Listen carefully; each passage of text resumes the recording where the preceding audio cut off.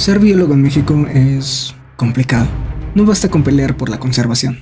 Esa causa está perdida. También hay que lidiar con la falta de trabajo, la indiferencia de la gente y remar en contra de los intereses del mercado, el gobierno y la industria. Es peligroso ir en contra del progreso. El panorama es desalentador, muchas veces trágico. Tal vez deberíamos dejarle la conservación a alguien más. No, a esos idiotas no, a ellos no les des ni un Tamagotchi. Pero ellos, por otra parte, resultan una mejor opción, pues los cárteles han logrado algo que ni el gobierno, ni activistas, ni biólogos han podido hacer: mantener controladas más del 40% de las áreas naturales protegidas del país, y con ello conservar cientos de especies amenazadas. ¿Cómo lo lograron y qué gana el narco cuidando estas zonas y a los animales? Hora de hablar del elefante en la habitación: la narcoconservación. Para entender por completo este fenómeno, primero hay que conocer los negocios que lo sostienen y las actividades con las que el narcotráfico ha entrelazado la conservación, así sea por accidente. Así que comencemos con el más mediático de todos. Expediente 1. Los narcos zoológicos. Popularizados en la hacienda Nápoles de Pablo Escobar, allí se recluían a más de 2000 especies de animales. Indirectamente, las especies se conservaban y reproducían, pero el gusto por los narcos zoológicos y los animales exóticos no se quedó en Colombia. Pronto se propagó y llegó a México, donde comenzó a expresarse de una forma peculiar. Autoridades federales en el 2003 catearon 2 domicilios vinculados a El Nini, en los que descubrieron a 3 tigres de Bengala. Según la DEA, estos tigres eran alimentados con carne humana. La carne, presumiblemente, era donada por miembros de cárteles rivales. Los denominados narcos zoológicos son espacios clandestinos, donde los animales no son rescatados ni estudiados, sino coleccionados como trofeo de poder. Pero estos lugares rápidamente se transformaron en algo más bizarro, pues se han documentado que los animales han sido utilizados ya no solo para exhibición, sino en ataques directos, felinos liberados para intimidar y otros sacrificados como ofrendas en rituales criminales. Y lo que comenzó como coleccionismo y conservación indirecta se distorsionó a tal punto de usar a los animales como recurso. Como el caso del mono sicario, un mono araña batido con ropa de camuflaje y un chaleco antibalas. O el caso del verdugo del cártel de Sinaloa, el sicario Bocadín, el cual era un cocodrilo, el cual se encargaba de dar correctivos. Nada nuevo, ¿verdad? Si en algo son buenos los narcos, es en presumir y causar terror. Era solo cuestión de tiempo hasta que le encontraran otra utilidad a los animales, pues además de posar para las cámaras, ellos supieron volverlos un recurso, tanto bélico como económico.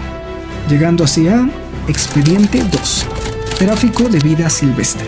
Este negocio mueve hasta $2,000 millones anuales y a nivel mundial está en tercer lugar en generación de ganancias. Los narcos no solo comparten sus rutas con traficantes de animales, sino que ellos mismos llegan a transportar tanto droga como fauna, a veces los dos juntos, escondiendo paquetes en los terrarios de las serpientes de cascabel, con una leyenda que reza: serpientes venenosas, no abrir. Aunque su ingenio también tiende a rayar lo enfermizo. 312 boas fueron incautadas en el aeropuerto de Miami. Dentro de ellas había condones rellenos de cocaína, 32 kilos en total, que habían sido introducidos por las cloacas de los animales. Actos grotescos como este seguro ocurren todos los días. Traficar animales y droga a la vez requiere medidas drásticas, pero cuando solo se trafican animales, la suerte de estos no cambia mucho. Se han encontrado monos bebés muertos por asfixia dentro de los ductos del aire acondicionado de vehículos, y colibríes amarrados y empacados dentro de cajetillas de cigarros. México es un ritual de paso para el tráfico de fauna silvestre. Dicha fauna más tarde termina en Estados Unidos, Alemania, España y generalmente en países de primer mundo, pues les encantan las mascotas y pagan muy bien tanto animales como plantas exóticas. De hecho, se puede hacer tanto dinero con animales exóticos, si no es que más, que traficando drogas. Y muchas veces es más seguro, pues la policía está más alerta de los estupefacientes que del contrabando de especies. Y luego está China, un cliente singular, pues si algo les encanta a los asiáticos es importar, y los animales exóticos. Ahora junta lo mejor de los dos mundos y ¿qué obtienes? Una alta demanda de escamas de pangolín, cargamentos de cuernos de rinoceronte tallados, toneladas de huesos de tigre y miles de aletas de tiburón para sopas. Y en la terrible lista de los más buscados también entran reptiles, pepinos de mar, totuabas y jaguares. Y da la gran casualidad que estas últimas especies se distribuyen en México y por arte de magia aparecen en China. Pues en China, la fauna exótica no solo es un lujo, también es coleccionismo y salud. Su medicina tradicional está muy inspirada en el uso y aprovechamiento de distintas partes de animales, por lo que no solo pagan muy bien toda fauna exótica, sino que están dispuestos a hacer trueques con los cárteles mexicanos. Los chinos ofrecen precursores químicos para la elaboración de drogas, y México a cambio manda cientos de animales invaluables. Esta podría ser nuestra primera pista que conecta al narco con el control de las áreas naturales protegidas, ya que estos grupos deben estar cerca de las ANP para explotar sus recursos, porque obviamente ellos no crían ni reproducen jaguares ni totuabas, sino que los extraen de su hábitat natural. Siguiente expediente: narcocontaminación. Delfines en el Golfo Mexicano dieron positivo a varias drogas, una de ellas el fentanilo. Pero esto, ¿qué significa? Significa que los delfines cada vez se parecen más a Maradona. Primero jugaban a la pelota, luego fajaban minusas y ahora son faloperos. O tal vez significa que el tráfico de drogas no solo daña a las personas, sino que los paquetes que a veces son arrojados al mar terminan donde no deberían terminar. Y no es que los delfines encuentren las pastillas y se las coman, sino que otros animales como crustáceos y peces ingieren el fentanilo y después el delfín devora a estos animales. El detalle es que si un consumidor terciario se ve afectado por el fentanilo, significa que esta sustancia ya está presente en todo el ecosistema, comprometiendo incluso los peces que nosotros consumimos. En Brasil y Florida, tiburones han sido reportados jugando e incluso mordiendo paquetes de cocaína. Por cierto, los delfines no solo dieron positivo a drogas, también analgésicos, posiblemente desechados por industrias farmacéuticas. Curioso cómo una empresa que salva millones de vidas afecte tanto a los animales como una que acaba con millones de vidas al año. Ok, ya vimos cómo los narcos se relacionan y benefician de la fauna silvestre, pero ¿cómo lograron controlar las ANP? Para entender este problema, debemos echar la vista atrás. Expediente 4. Narcoconservación. En México, desde los años 20 ya se practicaba la agricultura masiva de plantas con efectos opioides, 30 años antes de que estas prácticas se consideraran ilegales. Antes de la prohibición, la siembra se hacía a la vista de todos, tanto así que al lado de la milpa podíamos encontrar amapola y marihuana. Entonces, cuando la prohibición ocurrió, los campesinos no dejaron de sembrar, sino que los precios se dispararon y hubo que ingeniárselas para no quedar fuera del juego. Como parte de las nuevas estrategias, los sembradíos fueron mudados a las sierras, específicamente a las ANP. Pero, ¿por qué sembrar en áreas naturales protegidas? ¿Qué no se supone que están protegidas? Pues técnicamente sí. El detalle es que están protegidas por manos hambrientas. Alianzas con el gobierno permitieron que esta actividad se siguiera desarrollando sin problema, en una tregua denominada como paz narcótica, escondiendo a los cárteles del ojo público en lugares de difícil acceso. La prohibición no limpió la casa, solo arrojó la mugre debajo de la alfombra para las visitas. Creyeron que habían solucionado el problema, pero esta mierda estallaría muy pronto. Claro que mantener las apariencias no fue el único motivo para que el narco entrara a las ANP. Verás, cuando se crearon las áreas naturales protegidas, la idea era conservar estas zonas, ricas en flora, fauna y servicios ecosistémicos. El detalle es que además de la corrupción, las técnicas de conservación estaban en pañales. Y cuando se fundaron las ANP, la idea original era: esta zona está protegida, no puedes tocar nada de aquí. Y eso, amigos míos, no es conservación, es preservación. Parecido, pero distinto. Pues ¿qué pasa cuando alguien te dice que no puedes tocar? La gente más lo quiere tocar. Pasamos a oferta y demanda y alguien tiene que cubrir esa demanda. De hecho, para hacer conservación, debes convertir lo que quieres conservar en un recurso explotable. Parece paradójico, pero esta es la única opción conocida hasta ahora que funciona en este mundo capitalista. Pero me estoy adelantando. Entonces, como el paso y la extracción de recursos de las ANP estaba prohibida, esto era premio doble para los narcos. Nadie los podía molestar. Es más, el gobierno cuida que nadie entre y a la vez se mantienen ocultos de la vista pública, en un lugar de difícil acceso, un negocio redondo. Así los cultivos se mudaron a lo profundo de las sierras mexicanas, terreno fértil para todo tipo de comercio ilegal. A estas zonas se les conoce como los Triángulos Dorados, ya que por sus características geográficas son lugares de difícil acceso, tanto para la población en general como para las fuerzas del Estado. Y claro, estas áreas a menudo coinciden total o parcialmente con las ANP. puntos calientes que a los cárteles les interesa proteger. Aunque claro que no todos los cárteles entraban a las ANP. A veces las ANP se colocaban en lugares donde ya estaba presente el narco. Tal vez sea coincidencia, pues da la casualidad que los lugares conservados y aislados son perfectos tanto para las ANP como para el narco. O tal vez ese siempre fue el plan. La cosa desde sus inicios estuvo podrida, pero estábamos en paz narcótica, por lo que se vivía en un ambiente de relativa tranquilidad. Pero todo cambió durante y después de la guerra contra el narco, en el sexenio de Calderón, la chispa que se necesitó para que este país estallara.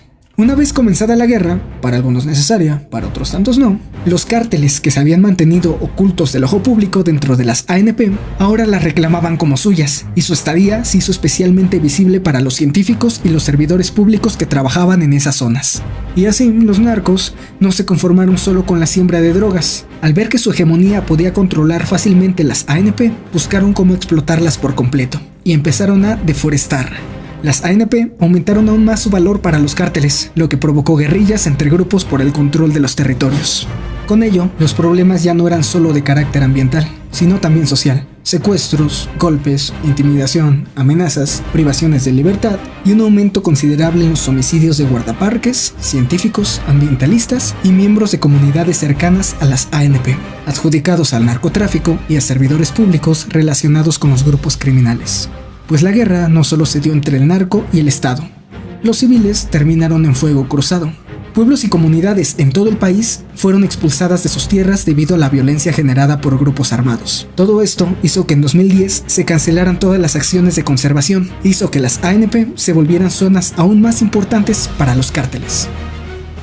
Suele considerarse que la guerra terminó en el sexenio de Calderón, pero no. Los estragos siguen presentes. Nos hemos acostumbrado a vivir con ellos, pero siguen ahí. La hegemonía de estos grupos repercute no solo en nuestra cultura, también en las ANP y en los esfuerzos de conservación. Comenzaron con la agricultura ilegal y ahora están interesados en la madera, empezando a extorsionar a los ejidatarios para extraer madera de manera ilegal. Todo lo que les deje dinero lo harán, sobre todo si existe una demanda del recurso.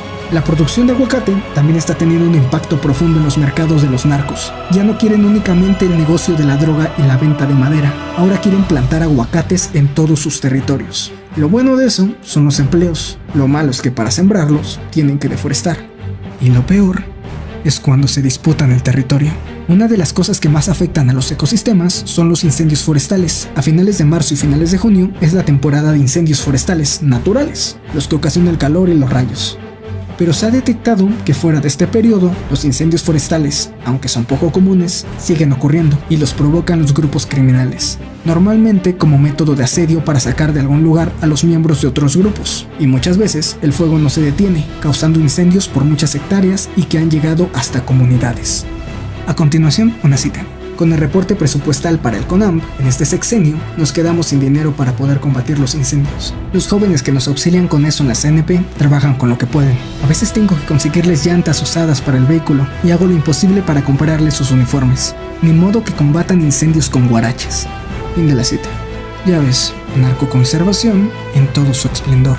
Controlar las ANP es un ganar-ganar. Son minas de oro. La flora, fauna y hasta la geografía tienen algún valor. Pues los narcos, a diferencia del gobierno, biólogos y activistas, supieron capitalizar los recursos. Involuntariamente, ellos hicieron de las ANP un recurso. El primer paso y el más difícil para empezar a hacer conservación. Ok, ahora a lo que hemos venido. ¿Qué rayos es la narcoconservación? Finalmente, después de como 15 minutos de video. Este es el fenómeno que se da cuando grupos relacionados al narcotráfico generan indirectamente un efecto de conservación en sus territorios, pues la presencia de estos grupos impide la entrada a cazadores, madereros, industrias, turistas y al público en general. Por eso, paradójicamente, algunas especies y ecosistemas se benefician de estar en territorios controlados por el narcotráfico, generando así la mal llamada narcoconservación. Suena como una estupidez, ¿no? Ya vimos lo que los cárteles les hacen a las ANP, a los ecosistemas, a los animales, a las comunidades, científicos, civiles y demás. Entonces, si ellos son unos monstruos, ¿de quién pueden estar protegiendo a los ecosistemas? Tal vez de demonios constituidos legalmente, como las compañías mineras, que consigo traen la sobreexplotación de recursos, el uso intensivo del agua y el uso de cianuro, mercurio y metales pesados que se quedan en la tierra. de empresas cerveceras y refresqueras como Coca-Cola, con uso intensivo de agua y generación de residuos plásticos, de industrias cementeras que contaminan el aire, agroempresas intensivas que deforestan para la producción agrícola y ganadera, o como vimos anteriormente, empresas farmacéuticas que aunque salvan millones de vidas, contaminan igual que empresas ilegales.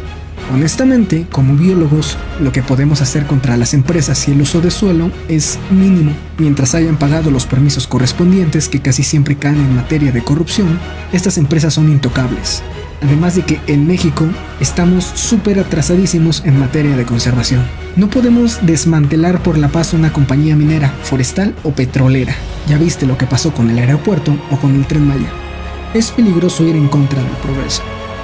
Pero ciertas facciones guerrilleras sí pueden, pues necesitan áreas intocables para su propia seguridad. En regiones controladas por cárteles, la gente evita entrar por miedo a la violencia. Esto ha dejado bosques y selvas menos perturbados por actividades legales como turismo, cacería o extracción de recursos. Ejemplo de ello es la Sierra Madre y algunas zonas selváticas de Centroamérica. La presencia del narco ha hecho que prácticamente nadie se atreva a entrar y eso reduce la presión humana.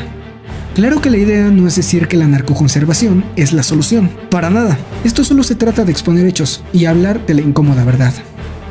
Pero a todo esto, ¿qué carajo podemos hacer nosotros? Pues no consumas productos que deriven del narcotráfico. Y esto es más fácil decir que hacer, pues incluso los corridos llegan a tener nexos económicos y no solo culturales con el narco. No consumas productos sintéticos, no patrocines su hegemonía, ni te dañes a ti mismo. Y si te gusta lo natural, siémbralo tú mismo. Se dice que la que crece encerrada es la mejor. Infórmate y comparte información. Habla de esto. Si no incomoda, no sirve. Compra responsable. Revisa de dónde vienen tus aguacates, tu carne y hasta la madera de tus muebles. Si no tienen certificación o es sospechosamente barato, probablemente viene de una zona controlada por el narco. Apoya proyectos comunitarios. Hay cooperativas que producen café, miel, mezcal y otros productos de forma sustentable. Prefiere eso a las marcas que dependen de la deforestación. Denuncia el tráfico de fauna. Si ves especies exóticas a la venta y sin papeles, repórtalo a Profepa. Exige transparencia, participa en consultas ciudadanas sobre proyectos que afecten al uso de suelo. Esto, honestamente, nadie lo va a hacer, pero como dato. Consume menos. Sí, menos de todo. Menos plástico, menos carne, menos refrescos, menos Coca-Cola y cerveza. Si no hay demanda, el negocio deja de ser atractivo. Porque recordemos, tanto empresas constituidas legalmente como ilegal contaminan lo mismo. Apoya a los guardaparques y ONGs. Muchos aceptan donaciones para equipo básico y capacitación. Educa. Habla con otros sobre estos temas. La indiferencia es el mejor aliado del crimen y de las empresas que depredan ecosistemas. Haz solo una, pero haz algo. Entre todos podemos hacer de este mundo un lugar mejor, eso te lo garantizo. Y que quede claro que este video no intenta romantizar la narcoconservación. Se trata de reconocer que el vacío que dejamos como sociedad lo llenó el crimen organizado. Si dejamos que el narco sea el único protector de la biodiversidad, el precio lo pagaremos todos, en violencia, en corrupción y en la pérdida de lo poco que nos queda.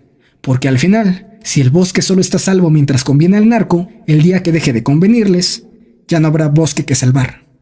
Este video se basó en el artículo de Carpio Domínguez 2021. Hasta pronto.